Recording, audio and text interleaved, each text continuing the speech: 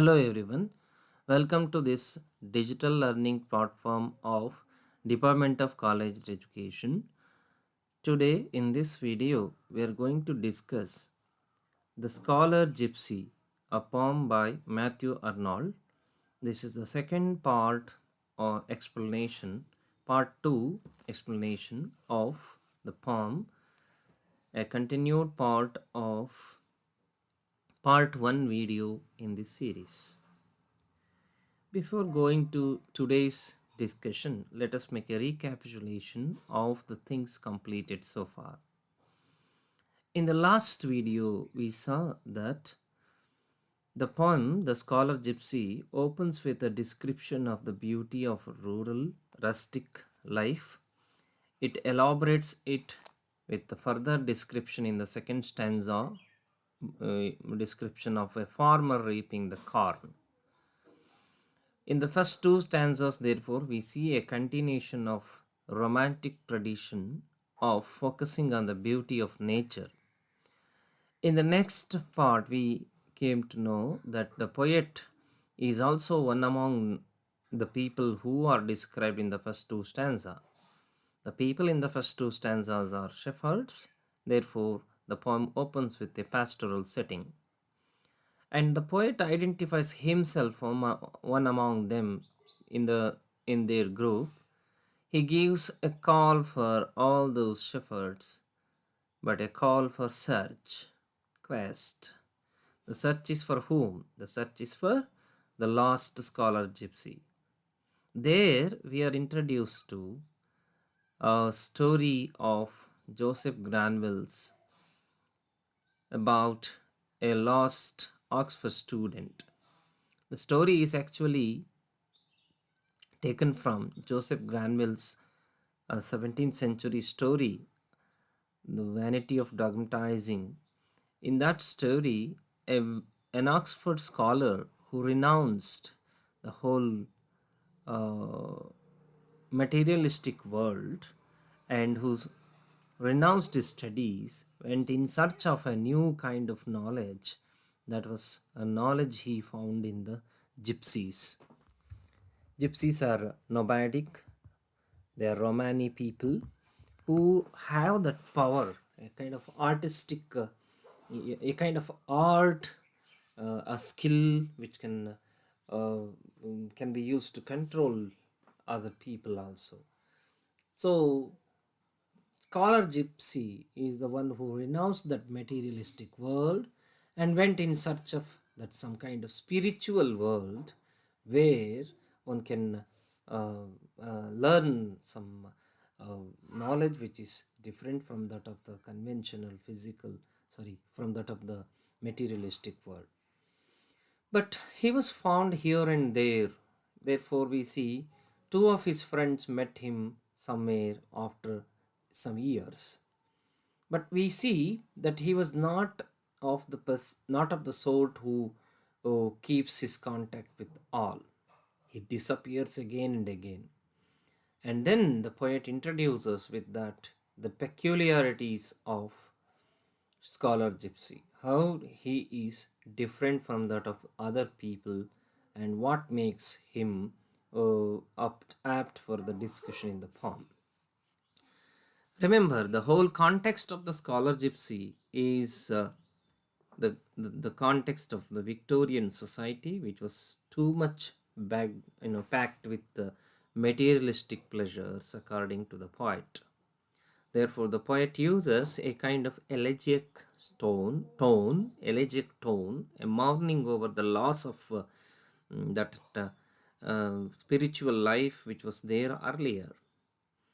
He also makes a critique of the materialism and the commercial and industrial atmosphere of the Victorian society.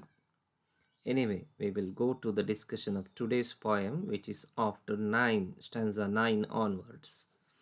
In the stanza 9, we see the scholar gypsy has certain peculiar behavior or peculiarities. They are taken for discussion after stanza 9 or stanza 9 onwards. Here you find the scholar gypsy does not want to contact anyone. As soon as people come to meet him, passengers land and people come to meet him, he disappears from them all. He doesn't want to meet anyone. We have number of examples from whom Scholar Gipsy disappeared. The first example that the poet takes is the young girls who are from the distant villages came to dance at Fairfield, a place in near Oxford. They have seen him, but now he is not accessible to them also.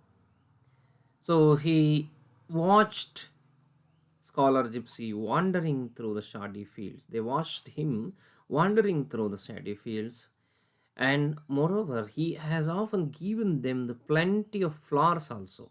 Yeah, in the last stanza, we came to know, in one of the last stanzas, completed stanzas, we came to know that he had his flowers in hand, which were collected from some field. You see, here again, he has often given them plenty of flowers. The imagery here makes you clear a kind of romantic atmosphere, romanticism, right? Romanticism of William Wordsworth and others. That that concern for nature, the concern for common man, is reflected here. Of course, it's a reflective poem which reflects on the human tendency in the society, the path of the society during the 19th century. And he continues the but now these none of these girls can give any news about him because he is not at all found now. He is not even accessible to them now.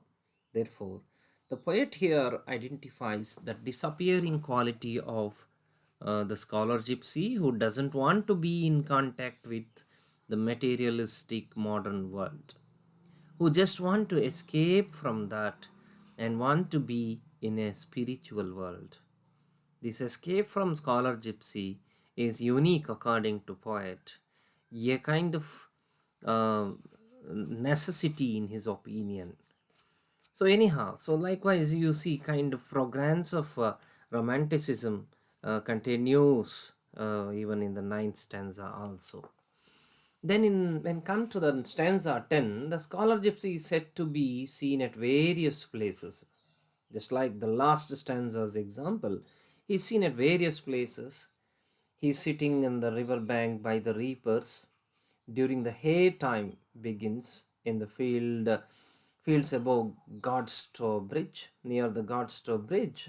He was found sitting there by the river bank, right? Reapers during the hay times begins, they were working in the fields. At that time, he was found near that place, near the Godstow Bridge.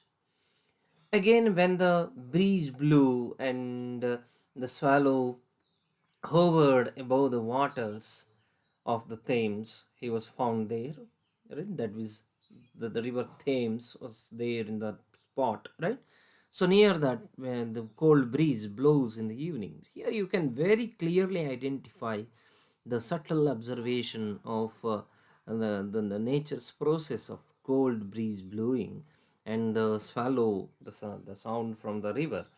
So likewise, so wearing strange clothes and looking with suspecting eyes and dreamy attitudes, he was found, right? So the way he appeared, that is, he had strange clothes like the gypsies, they had colorful clothes, and looking with suspecting eyes, yeah, he has got suspecting eyes and dreamy attitudes, right? He's not like the conventional people, the usual sort of people in that kind of society. He wanted to be different from them all. But when the reapers and swallows approach him, he runs away from them. That is another thing. Again, the disappearance continues here, right? So here you find that when the reapers who are uh, reaping crops in the field, right? Or even the you see the swallows. Uh, Here the description of reapers and then the swallows. a kind of gulp, right? Swallow, gulp is a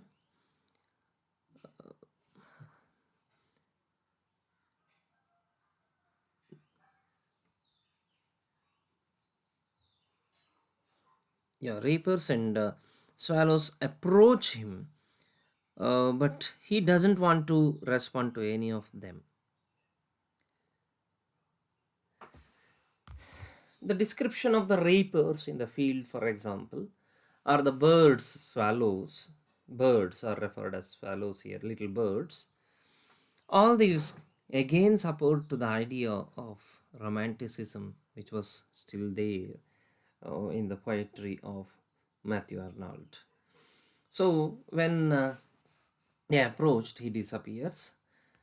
You see, wearing strange clothes. That is again, that's the other thing.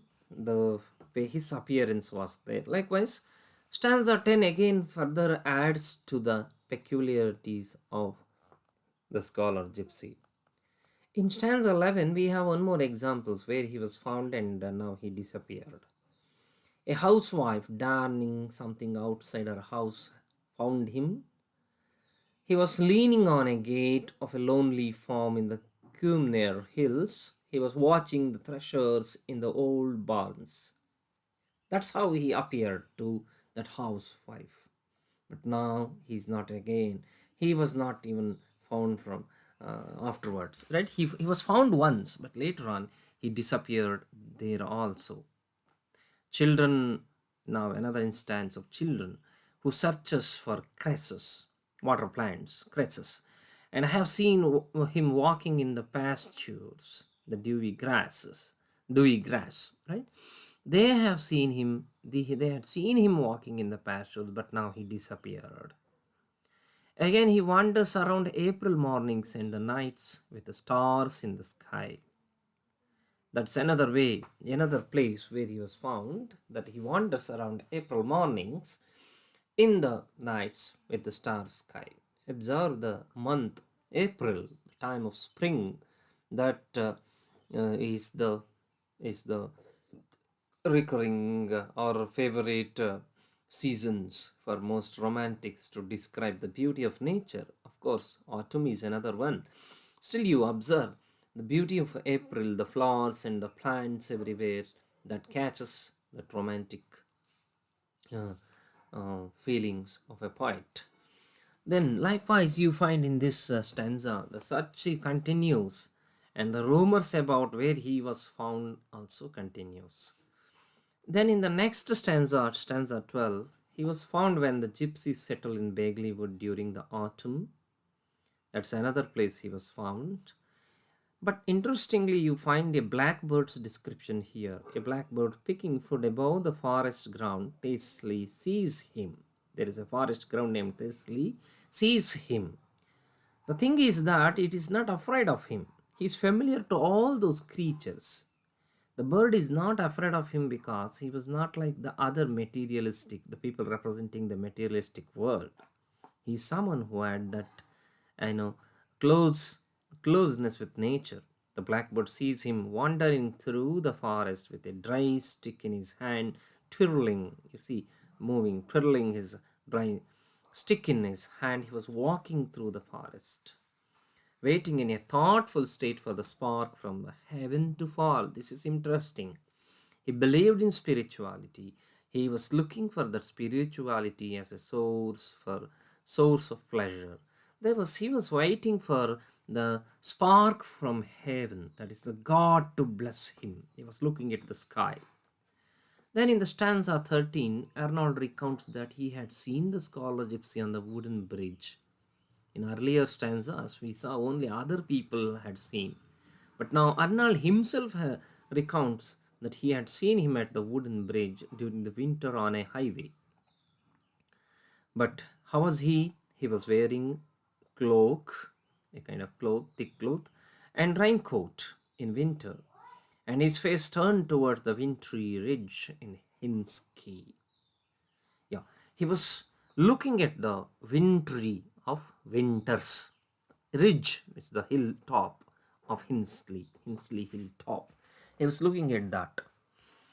What did he do? He climbed the Cumnor Hill and he arrives on the white slope of it. That's how his appearance during that winter. He watches the snowflakes falling and the lights of the dining hall of the Christ Church College.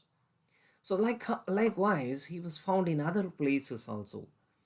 He was found in many places, but not in the modern materialistic world. He has the tendency of escaping or disappearing from the touch of this modern world. That is what the greatness of Scholar Gypsy, that he stayed aloof from the rush, from the materialism, from the mechanic way of life that is there in the modern world. That is Arnold is trying to say here. Through the example of Scholar Gypsy, he's trying to prove the necessity of keeping oneself away from this boredom of modern life, something which produces that melancholy and disturbance. Therefore, Arnold finally identifies that Scholar Gypsy has no wish to return to his friends. Therefore, he disappears. Instead, he goes to look for a straw bed in some lonely farm. Yeah, he doesn't want to be in contact with the people. Instead, he look for the straw bed. You see, straw, grain, straw bed bed in the lonely farm. In stanza 14, the idea continues. In Arnold's dream, the scholarship died a long ago. That means in 200 years, because the book of Joseph Glanville was written 200 years ago. It was in 1661. Glanville wrote the story of explaining how he left Oxford in 1661. He went in search of art of the gypsies. He wanted to learn the art of the gypsies, the gypsy lore. So, but in his dream, Scholar Gypsy is not there. He died. That is reality. But Arnold says, the Scholar Gypsy does not have death. He may be in some quiet churchyard in the corner of the country, but yeah, his grave lies amidst of tall grasses and nettles with white flowers under the shade of a yew tree. Again, you observe his grave, his death, his grave lying somewhere, the flowers are there. All these are adding to the mourning, adding to the sad tone of the poem. That, that an expert student leaving his life, leaving his studies, leaving this whole materialistic world, but went in search of something, renouncing everything, right? This adds to the mourning, this adds to the elegiac tone of the poem. And again, you come to stanza 15, there you find um, he may be in grave, but that is just a dream. In reality, the Scholar Gypsy has not felt the passing of time. According to Arnold, he does not feel the passing of time. Passing of time which wears out the life of mortal people, according to the poet. Because mortal people are some people who subject to die. But Scholar Gypsy is not of that sort. He does not have the wear and tear of modern life. He does not have the suffering, and does not have that, you know, bond with the modern life at all. Therefore, he is in contrast with the man of the modern world. In modern world, man is far too busy trying to survive. He's busy working. He's busy accumulating. He's busy hunting. But those qualities of a modern man is not there in the Scholar Gypsy. He passes from shock to shock. He makes the best of life. You see, modern man who passes from shock to shock in the search of making the best of life. Therefore, in that struggle, modern man is tired of life and he yearns for the peace which the Scholar Gypsy had known. Isn't it? We look for many meditation or many things in search of peace. But Scholar Gypsy, unlike a modern man, doesn't have that compulsions. Instead, he has a peaceful mind. He has gained that spiritual hold that he is living with peace. Because of his spirituality, he doesn't bound to any passing of time, therefore, he does not die. Arnold also says he does not die because he has one aim, one business, one desire. What is that one aim, one business, and one desire? He's not confused with many. His one aim is of that spiritual achievement, that attainment of peace. So therefore, he exists immortal with the one immortal idea. What is that immortal idea? He identifies that immortal idea as the love of nature, which is a universal and eternal concept. Scholar Gipsy has that love of nature. You observed that through the earlier stanzas how he associated himself with the nature. So, imagined as exempt from the age and regarded as an immortal person with an idealized form of the love, Scholar Gipsy appears very peculiar and unique here. What made him so? It is his renunciation of the busy modern life. He's not like the usual sort of person. He's not like a normal person. He accepted the peaceful life with the gypsies, therefore. He found that peaceful life of the gypsies and he accepted and he went in search of that. Therefore, death is only the end for an ordinary life. Death is the end of an ordinary life. But he has high spiritual ideals. Therefore, he will not die, and that spiritual ideals in him make him immortal. And what you observe here is Arnold is trying to be a kind of didactic poet here. You find this in Arnold that his morals, his moralizing, the ideas of moralizing, because for him poetry is to make life, shape the life of people. Therefore, moralizing is part of his poetry, as we saw in Dover Beach, for example. And he uses spirituality or religion or religious ways as another means to shape the life. Therefore, didactic poetry as well as moralizing poetry can be seen in the poem The Scholar Gipsy. And he continues now. Arnold continues the praise of Scholar Gipsy. He prizes, admires his way of life. He appreciates his firm aim, which is not there in that era, right? There was no firm aim, definite decision.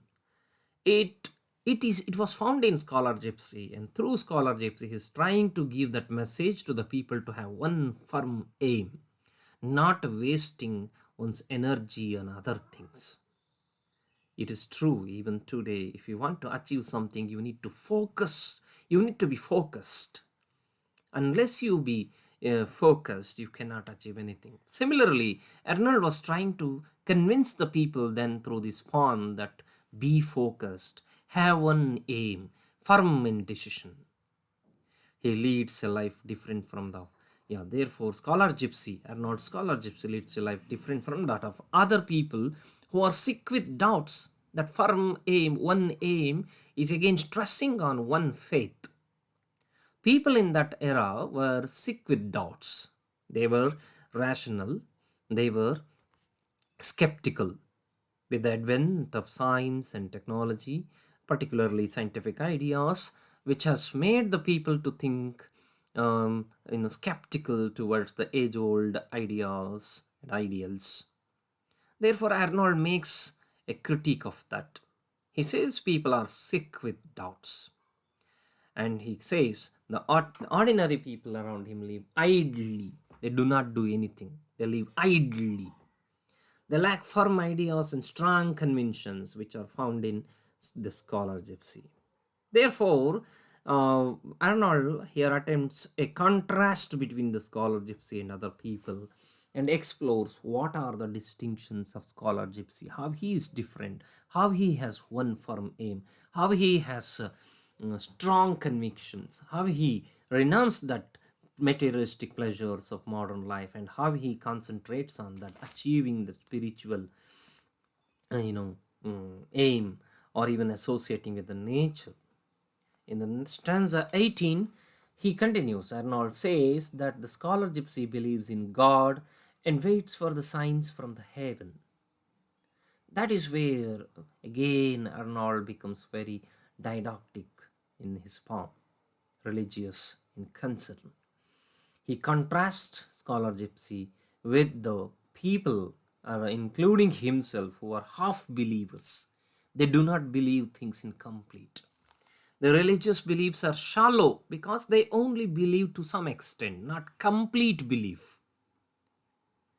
Yeah. They never fulfill their ideas. Each year they have new beginnings in life, also new disappointments. Interesting. The line is very apt to present era also. When the year begins, people come up with new beginnings, new hopes, new ideas, but they are also backed by new disappointments. That is what Arnold is trying to identify. They lose the ground as soon as they win it, because they don't have that purpose, a firm purpose, a strong conviction. That's why he considers people lose the ground, they lose their stand as soon as they win it. When we come to the stanza 19, he has some particular examples. Many people, including himself, wait for the divine moment to come. They wait for the divine moment to come. They don't attain it, but it is delayed and they get upset. They wait for the divine moment to come, but it gets delayed and they get upset. And Arnold finds him as one among them, and he also got upset and suffered a lot. He takes up another example, that is the example of a German poet, Goethe. German poet Goethe had sad experiences. Wolfgang Goethe had sad experiences. Arnold tells us how he suffered from pain and how he struggled to overcome this pain in this stanza. He says he suffered a lot. Wretched days precede success. With an example in the Goth, you can say, wretched days, bad days precede success. But we need to have hope.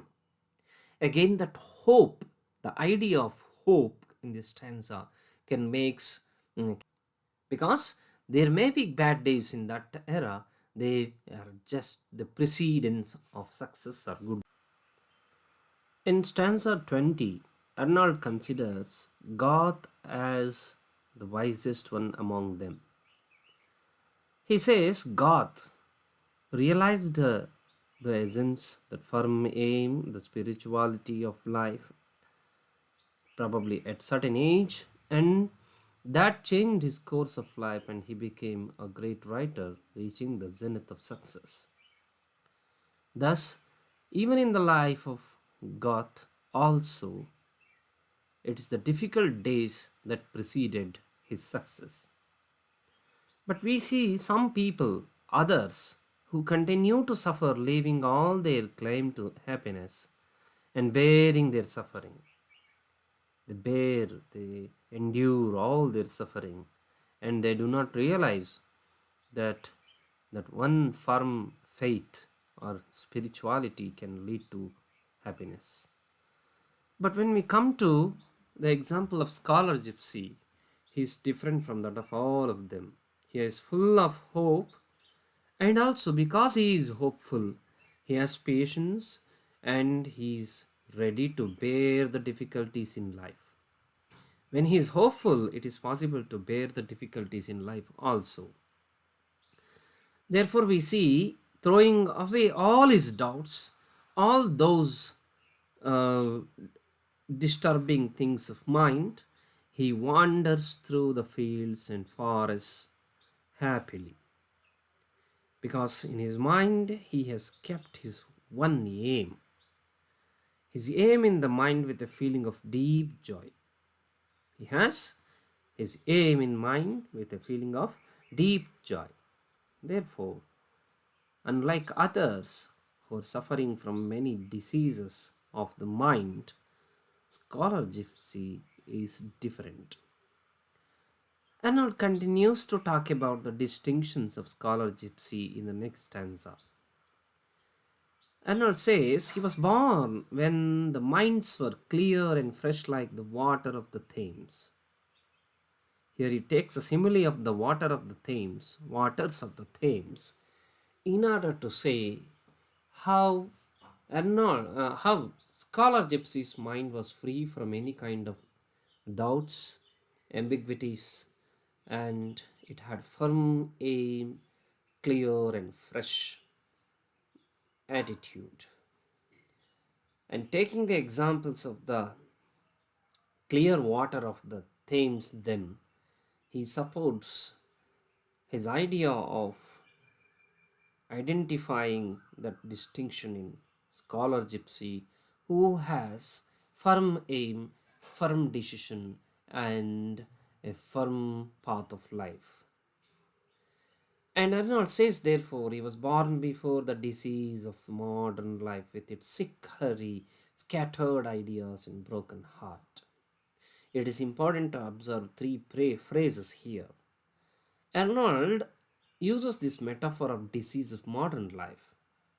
That means the modern life has got disease. What kind of disease? It is sick hurry, disease of it's sick hurry, and it has scattered ideas. There is no firm decision or firm idea, and broken hearts. Broken hearts, in the sense there is no faith among the people, and therefore they do not trust each other, and that may have led to the broken hearts. And Arnold says Scholar Gypsy never comes close to them, and he feared to contact them because he knows that that would cause danger to him. Instead, what he does, he runs away from them, as in mythology. We have mythology, Dido, a character, ran away from the shade of Aeneas in Hades. Just like she, Dido, who ran away from Aeneas, our Scholar Gypsy runs away from the people who are sick with these doubt, scattered mindset, broken hearts. Then Arnold continues. In Scholar Gypsy, one can find that endless hope. He has endless hope in his heart. He nurses it, which cannot be destroyed, therefore. When one has that kind of endless hope, firm decision, one can proceed ahead. That is what probably Arnold's solution to the declining faith and disturbed society then. He is still hiding in the shady parts of the wood, and brushes through our tall grasses, comes out to rest on moonlit pails freshened by the flowers in dew. Listen to the nightingales singing in the dark valleys. What do you observe in all these usages? A visual imagery comes to your mind, an imagery which is particular to the poetry of Romanticism, because it portrays the beauty of nature. Look at the phrase moonlit fields, or freshened by the flowers in dew. The moonlit fields which are freshened by the flowers in dew, early morning dew, right? So listen to nightingale singing. We have great poets like John Keats, who wrote an ode to nightingale singing. Similarly, here he identifies Scholar Gypsy listening to nightingale singing. Yeah, when we come to, therefore, the stanza 22 further describes Scholar Gypsy's association with nature. And in last two stanzas, the poet advises Scholar Gypsy to continue to be away from the modern people. He tells him to run away from them as a Tyrian trader in the Mediterranean. The Tyrian trader in the Mediterranean ran away from a cheerful Greek sailor who was loaded with grapes, Chian wine, figs, That means you see all the materialistic possessions, things of pleasure, attracts ordinary people. But here, the Tyrian trader never got attracted to that Greek sailor. Instead, he pursued his firm aim, his target of reaching some place. Therefore, he safeguarded himself. Tyrian trader safeguarded himself. Similarly, we see Scholar Gipsy has to pursue his aim or target purpose of life. He should not get distracted. Therefore, the poet advises him to be like a Tyrian trader, running away from all those temptations, the attractions of modern life. Thus, Arnold concludes that one needs the right qualities and frame of mind, firm decision to tide over the problems of loss of faith.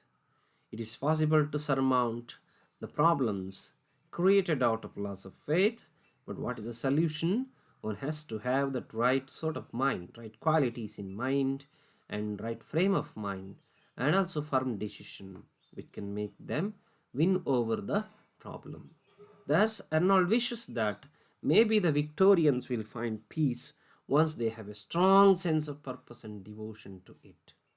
Arnold continuously, recurringly stresses on the idea of having this strong sense of purpose, one strong faith, one strong purpose, and not just that, a devotion to it.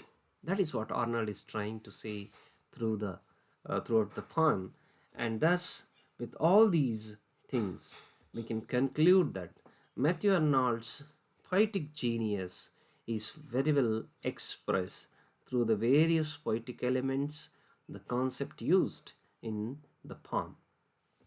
His descriptions of the scholar Gypsy not only recount a story, but it makes a critique of the declining tradition knowledge of his era, and it tries to give a moral to the present age, his age, contemporary age.